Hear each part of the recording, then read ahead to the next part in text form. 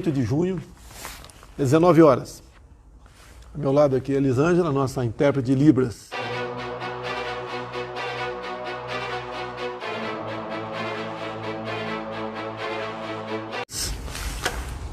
Adiante, será uma live bastante rápida, né? Curta, mas tem assuntos aqui bastante palpitantes. Primeiro aqui é a questão da operação de hoje, sobre a prisão do Queiroz. Deixo bem claro, não sou advogado do Queiroz e não estou envolvido nesse processo. Mas o Queiroz não estava foragido e não havia nenhum mandato de prisão contra ele. Tá? E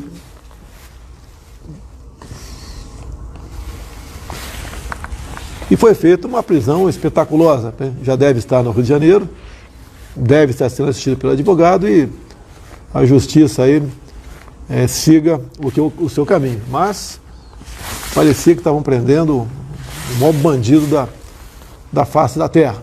Mas que a justiça, eu digo, siga o teu caminho. Repito, não estava foragido e não tinha nenhum mandado de prisão contra ele. Né? E tranquilamente, se tivessem pedido ao advogado, eu acredito, o comparecimento dele a qualquer local, ele teria comparecido. E por que estava ali naquela região de São Paulo? Que é perto do hospital onde faz tratamento de câncer. Então esse é o quadro. Da minha parte está encerrado aí o caso Queiroz. A outra coisa importante, um fake news, né, mais um. O G1, desde manhã, uma operação de busca e apreensão na casa de uma funcionária do meu filho, o deputado Flávio Bolsonaro. Estariam fazendo uma busca e apreensão numa casa minha, em Bento Ribeiro. A imprensa dizia, né, o G1 dizia, e toda a imprensa quase replicou isso daí, que essa casa constava no imposto de renda. Sim, na Rua Divisória 30, casa 15, consta no imposto de renda, e eu tenho quase 30 anos essa casa lá em Bento Ribeiro. E, obviamente, ao propagar essa notícia por várias horas, até que foi desmentido num pequeno rodapé ali do jornal, me vinculando ao caso Queiroz. Então, a má-fé da imprensa nesse caso. Tá? Lamento, mas é praxe, né, da grande mídia divulgar notícias nesse sentido. E também dizia que eu fui avisado de manhã pelo sistema de inteligência particular meu, tá? Como se diz, ao meu sentido particular, que eu tenho falado, amigos que eu tenho pelo Brasil todo que trocam informações comigo dos mais variados assuntos, em especial os que interessam para o nosso Brasil. Então, 2 fake news. A minha casa em Bento Ribeiro que está fechada, tem uma pessoa que toma conta lá, limpa, sai, etc. De vez em quando deve dormir lá também. Não foi a minha casa que sofreu aí busca e apreensão por parte da Polícia Civil do Rio e Ministério Público Estadual. Não tem nada de federal, eu não respondo, pelo que eu sei, nenhum filho meu responde qualquer processo na Justiça Federal ou perante a Polícia Federal. Mais uma coisa? Vamos lá. Lançamos, dia de ontem, o Plano Safra 2020 e 2021. Qualquer país do mundo, tá, tem como objetivo permanente a sua segurança alimentar. Que num país, muita coisa que falte, você tem como contornar. Agora, quando falta comida, complica a situação. Então, o mundo todo, todos os países do mundo, buscam a sua garantia alimentar, vamos assim dizer. E o Brasil produz alimentos para aproximadamente 1 bilhão de pessoas. Então, nós somos um gigante na exportação de alimentos para o mundo. E o mundo todo quer diversificar os países que buscam alimentos. Assim foi a nossa ida na região no mundo árabe, região de Japão, Coreia do Sul, outros países também que visitamos. Tá? Todos os países querem negócio conosco, né? E nós somos uma potência na questão aí dos commodities, o agronegócio em especial. E a Tereza Cristina, nossa ministra, é uma gigante nessa área. São acordos muito bons que firmamos no passado e, obviamente, o interesse também da economia em investir no agronegócio nosso é muito grande, que tem um retorno praticamente garantido, porque o mundo não deixa de se alimentar.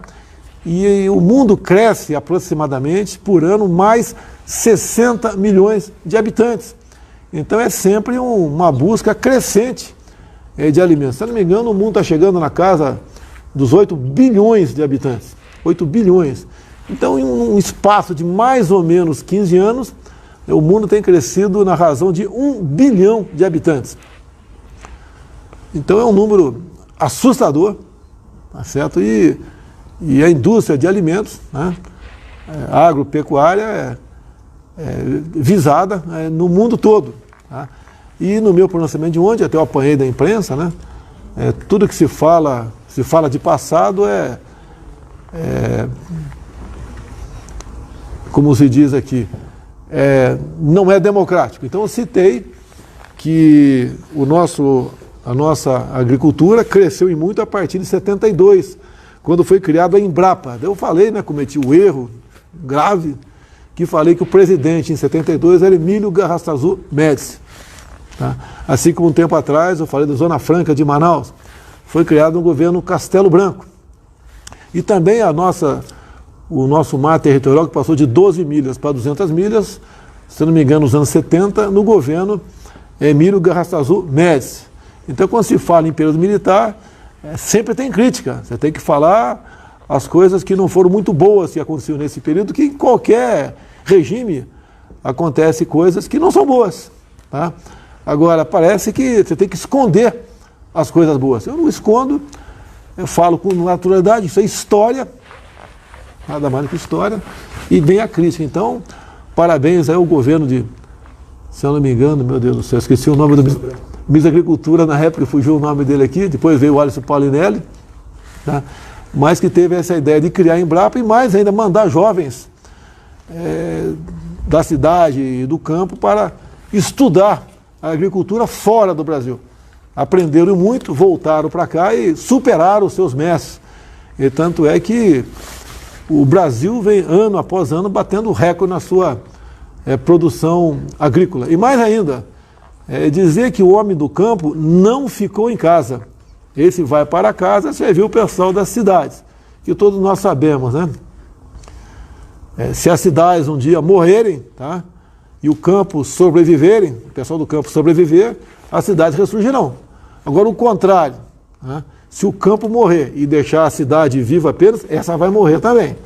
Então, o homem do campo e a mulher também não deixaram de produzir, trabalharam. A questão do vírus não chegou com essa magnitude como chegou em alguns grandes centros do Brasil. Nós lamentamos as mortes, sim.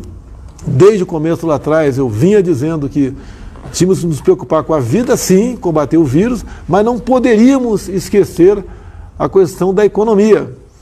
E nós sabemos do problema que temos agora nos grandes centros urbanos, com o desemprego, que cresceu aí, está batendo na porta de todo mundo, as consequências do desemprego. E esse desemprego só não é maior porque o nosso governo fez várias medidas de proteção, em especial aos pequenos e microempresários, garantindo, então, parte do pagamento desses trabalhadores nessa empresa para continuar assim empregados. Tá certo? Bem como outras medidas também. Nós descobrimos aqui que nós chamamos de invisíveis. Aquelas pessoas que ninguém sabia que existiam. Num primeiro momento, tínhamos 38 milhões de informais. E descobrimos que esse número de informais, ou chamamos de invisíveis, está na casa de 50 milhões de pessoas, um número enorme.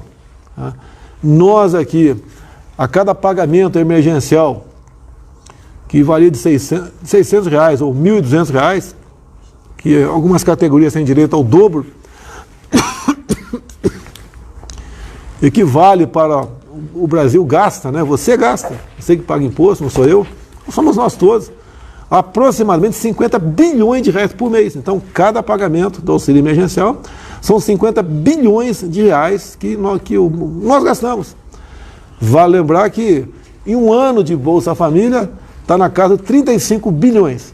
Então, as 13 prestações, né, do Bolsa Família são menores que uma só prestação, um mês, do auxílio emergencial.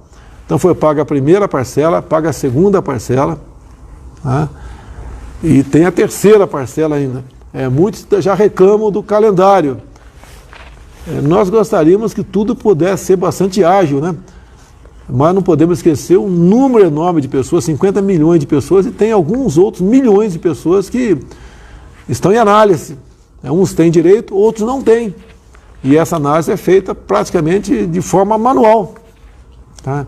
Então estamos trabalhando nesse sentido. Eu vejo muita gente criticar aí servidores públicos. Lembra que o pessoal da Caixa Econômica ainda trabalha de segunda a sábado na busca desses pagamentos, que são justos, né? E nós queremos ajudar, sim, essas pessoas que já enfrentavam dificuldades na informalidade, e agora os R$600 ajuda, dá para fazer uma compra do mês, sei disso, a pessoa não vai se alimentar muito bem com o que vai comprar, porque o dinheiro é curto, tá certo? Mas ajuda até que não viemos a ter problemas sociais no Brasil. Agora isso nós precisamos da colaboração de todo mundo, né? Para que essa terceira parcela se pague, né, que não vai ter problema, está garantido. Pretendemos ter a quarta e a quinta parcela também. Alguns acham que tem que ser de R$600. Tudo bem, tá? Mas o nosso endividamento está enorme.